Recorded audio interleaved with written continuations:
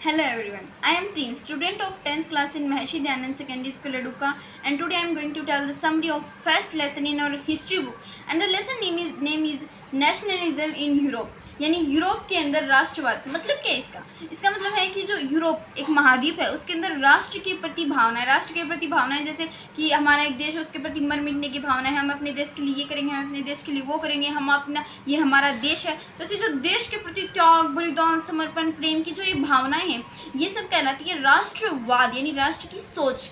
अब क्या होता है कि यूरोप के अंदर पहले ये सोच नहीं थी, तो फिर ये सोच कैसे आती है, कैसे राष्ट्र राज्य बनते हैं, ये जो पार्ट है इसके अंदर आपको मैं बताने जा रही हूँ। सो as you all know that French Revolution happened in 14 July 1789. After this revolution, the idea of nationalism, the idea of nation states spreads in whole France. Then the revolutionaries think that this idea should be separate in whole Europe, and Napoleon Bonaparte make a very important role in it. So क्या होता है कि हम जानते हैं कि 14 जुलाई 1789 को France के अंदर क्रांति हुई थी। फ्रांस की क्रांति के बाद क्या होता है कि जो राष्ट्रवाद की भावना थी, जो राष्ट्र की सोच थी, वो पहले पूरे फ्रांस के अंदर फैल जाती है। फिर जो क्रांतिकारी थे वो ये सोचते हैं कि ये जो सोच है ये पूरी यूरोप के अंदर फैलनी चाहिए। तो इसमें जो नेपोलियन बोनापार्ट है उसकी बहुत ही अहम भूमिका रहती है। Napoleon Bonaparte make the civil code in 1804 and this civil code attract the many different European countries so easily in different countries, and then he become the hero of Europe. But slowly he makes some rules like the censorship rule and the many others, like he increased the taxes. From this all people unliked him and everyone become very angry from him. तो क्या होता है कि Napoleon Bonaparte है उसने 1804 में बनाई थी नागरिक संहिता। तो उस नागरिक संहिता के अंदर वो बहुत ही अच्छे नियम बनाते हैं, तो पूरे यूरोप के जो देश हैं वो उससे आकर्षित हो जाते हैं।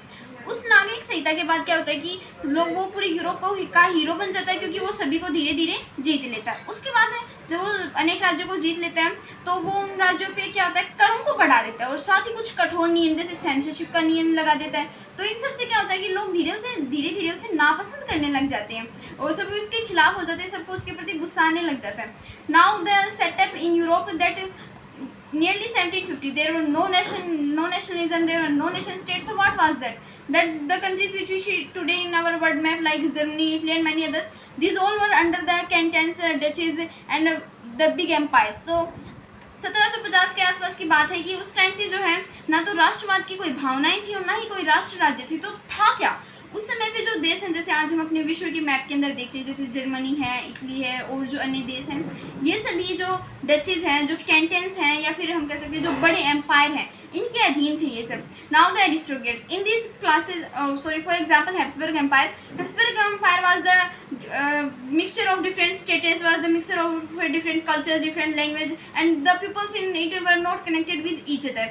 तो जैसे हैब्सबर्ग एम्पायर था, हैब्सबर्ग साम्राज्य था, उसके अंदर क्या था कि लोग जो थे ना ये छोटे अनेक राज्यों को मिलाकर बना था। तो यहाँ पे अलग अलग संस्कृतियाँ थी, अलग अलग भाषाएं थी और लोग आपस में जुड़े हुए नहीं थे। जैसे आज हम भारत में देखते हैं कि हम आपस में जुड़े हुए हैं, चाहे भारत का कोई जम्मू कश्मीर का व्यक्ति हो, चाहे कोई तमिलनाडु का व्यक्ति हो, वो आपस में जुड़े हुए हैं, लेकिन ऐसे जुड़े हुए पहले नहीं थे जब हम पुराने यूरोप की बात करें।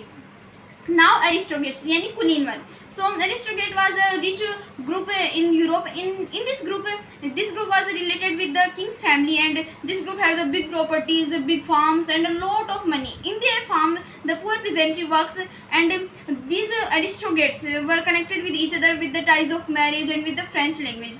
अब ये जो कुलीन वर्ग थे इनमें क्या था कि ये कुलीन वर्ग आप जो थे बहुत ही अमीर लोग थे और ये जो राजशाही थी, जो राजा का परिवार था, उनके साथ जुड़े हुए व्यक्ति थे। तो क्या होता है कि ये कुलीन वर्ग थे, इनके पास बड़ी बड़ी प्रॉपर्टियां थी, बड़े बड़े खेत थे और इनके खेतों के अंदर जो भूदास थे, जो छोटे मोटे किसान थे, वो काम किया करते थे। और ये जो आपस में कुलीन वर्ग है ये आपस में भी जुड़े हुए रहते थे। कैसे? क्योंकि ये कुलीन वर्ग के साथ ही शादी किया करते थे और इतना ही नहीं कि वो आपस में कोई भी कार्य करते थे तो भी वो फ्रेंच लैंग्वेज का ही उपयोग किया करते थे। तो ऐसे वो आपस में जुड़े हुए थे। And the most of the peoples of Europe were poor. But when the Industrial Revolution came into England and the different parts of Europe, then a new group emerged. The pure people become rich, and a new group emerged. With this new group called the new middle class, and with this new middle class, a new ideology emerged, and this ideology was liberalism. तो क्या होता है कि जब France जो Europe है उसके अंदर जब उस यूरोप के अंदर और जो इंग्लैंड है उसके अंदर भी कह सकते हैं हम औद्योगिक क्रांति आती है। पहले तो अधिकांश लोग अमीर गरीब थे, लेकिन जब वो औद्योगिक क्रांति आती है तो उस क्रांति के बाद क्या होता है कि एक नया ग्रुप, एक नया वर्ग उभर कर आता है जो कहलाता है नया मध्य वर्ग। अब इस ये जो नया मध्य वर्ग है ये अमीर तो था ही, साथ में ये एजुकेटेड भी था। तो इसके साथ एक नई सोच उभर कर आती है, वो सोच थी उदारवाद की सोच। उदारवाद, liberalism means the idea of liberal ideology, liberal mean freedom, means the ideology of freedom. अब जो उदारवाद है उसका अर्थ है, उसको इंग्लिश में लिबरलिज्म कहते हैं। लिबरल जो है वो लातीन भाषा का शब्द है जिसका अर्थ है आज़ादी, यानी कि उदारवाद का अर्थ है कि आज़ादी की सोच। सो क्या होता है कि this liberals want the freedom, this want the parliament, constitution and the some rights like the personal property to have, and not only this they also want the freedom of market. तो ये जो थे ना liberals, इनकी मांग क्या थी कि ये संसद चाहते थे, ये एक संविधान चाहते थे, और ये साथ ही कुछ नियम है जैसे कि निजी संपत्ति के नियम है, ये सभी नियमों की भी मांग कर रहे थे। इतना ही नहीं कि ये जो बाजार है ना उनकी स्वतंत्रता की भी मांग कर रहे थे। बाजारों की स्वतंत्रता की मांग means the economical setup in that time in Europe was very bad. They have to face so much problem when they do any business, because when they do any business they in every place they have to face the different measures of things. तो क्या होता था कि जैसे एक स्थान से वो दूसरे स्थान पे जाते थे तो हर जगह पे उन्हें एक अलग नापतोल का सामना करना पड़ता था, क्योंकि इस जगह पे नापतोल अलग था, इस जगह पे नापतोल अलग था। फॉर एग्जांपल एले जो है वो कपड़े को मापने के लिए हम कह सकते हैं एक माप है। तो इस माप में जैसे 1 मीटर है उसके अंदर आज तो हमारे फिक्स है कि 100 सेंटीमीटर आता है, लेकिन पहले फिक्स नहीं था। इस एले के अंदर कहीं 50 सेंटीमीटर आ रहा था, कहीं 56, कहीं 60, तो ऐसे डिफरेंट जो थे मेजर्स थे। तो लोगों को जो व्यापारी थे यानी man of the middle class, उनको बहुत ज़्यादा प्रॉब्लम्स फेस करनी पड़ रही थी। अब क्या होता है वो बहुत ज़्यादा प्रॉब्लम फेस कर रहे थे। So they want a place where they can do their work, their business very easily. So in 1834 from the efforts of Prussia, group union we can say formed named Zollverein in 1834। तो वो एक ऐसा जगह चाहते थे, ऐसा स्थान चाहते थे जहाँ पे उन्हें बहुत ज़्यादा आज़ादी हो व्यापार करने की, और वो बड़ी आसानी से व्यापार कर सके, इतनी जटिलता ना हो व्यापार के अंदर। तो क्या होता है कि 1834 में जो पर्शिया देश है उसके प्रयासों से एक जो शुल्क संघ है जोलवेराइन, उसकी स्थापना होती है। In this union the number of currency changed into 2 from 30। तो ये जो जोलवेराइन ग्रुप होता है इसके अंदर पहले तो क्या था, बहुत से छोटे छोटे स्थानों को मिलाकर ये बनाया गया था। तो उन छोटे छोटे स्थानों में 30 प्रकार की मुद्राएं थी, उन 30 को तो हटा दिया गया और अब सिर्फ 2 प्रकार की मुद्राओं को रखा गया। And it become easy to business for them. और ये जो चीज़ है ये लिबरल्स यानी उदारवादी जो लोग हैं उनके लिए काफ़ी आसान होगी बिजनेस करने के लिए।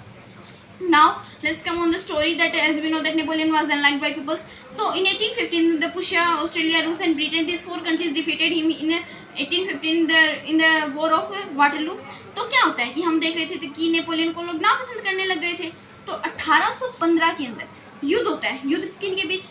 पर्शिया, ऑस्ट्रेलिया, रूस, ब्रिटेन, इन 4 देशों का युद्ध होता है नेपोलियन के साथ, और ये नेपोलियन को हरा देते हैं 1815 के अंदर। After that they organised a meeting in the place Vienna, and this meeting was hosted by the chancellor of Vienna, the chancellor of Austria, and who was the Duke Metternich, and in that meeting they made the a treaty of Vienna in 1815। in this treaty they make some rules and they again stabilize the Bourbon dynasty in France। तो क्या होता है कि 1815 के अंदर वो Vienna के जो एक स्थान है ऑस्ट्रिया के अंदर, वहाँ पे एक मीटिंग बुलाते हैं। अब ऑस्ट्रिया के अंदर बुलाया था तो जो ऑस्ट्रिया का चांसलर था ड्यूक मेटरनिक, वही उसको होस्ट करता है, वही उसकी अध्यक्षता में रहता है।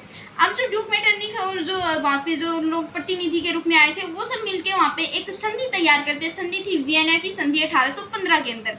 अब इस संधि के अंदर क्या होता है, इस संधि के अंदर जो है वो कुछ नियम बनाए जाते हैं। जैसे कुछ नियम जैसे हम कह सकते हैं कि एक उन्होंने ये किया कि जो बुर्बन राजवंश है, बुर्बो राजवंश जो फ्रांसीसी क्रांति के अंदर हटा दिया गया था, उस राजवंश को दोबारा सत्ता में बहाल किया जाता है। इतना ही नहीं, साथ में जो फ्रांस है ना उसकी शक्तियों को भी छीन लिया जाता है, यानी फ्रांस को छोटा कर दिया जाता है, उसकी जो बड़ी बड़ी चीज़ें हैं वो दूसरे देशों को दे दी जाती है। अब क्या होता है कि जो फ्रांस है वो एक छोटी शक्ति बन गया था।